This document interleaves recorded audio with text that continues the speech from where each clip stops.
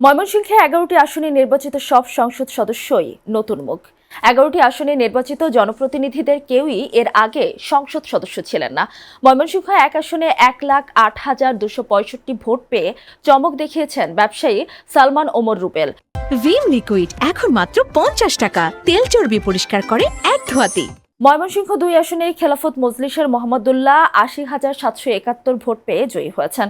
ময়মনসিংহ ৩ আসনে ধানের শীষ প্রতীকে ৭৭,১৫২ ভোট পেয়ে নির্বাচিত হয়েছেন জেলার সবচেয়ে প্রবীণ নবনির্বাচিত এমপি প্রকৌশলী এম ইকবাল হোসেন।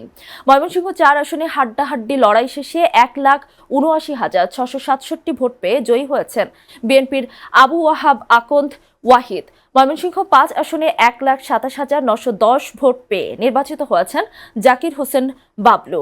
ময়মনসিংহ ৬ আসনে জামায়াত ইসলামের কামরুল হাসান ৭৫,৯৪৬ ভোট পেয়ে জয়ী হয়েছেন।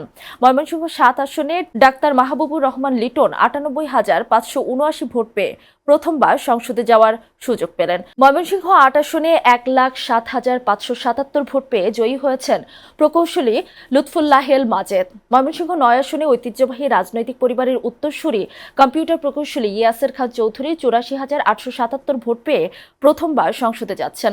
ময়মনসিংহ ১০ আসনে নানা রাজনৈতিক সমীকরণ ছাপিয়ে ৭৫,৫৭৩ ভোট পেয়ে জয়ী হয়েছেন মোহাম্মদ আখতারুজ্জামান।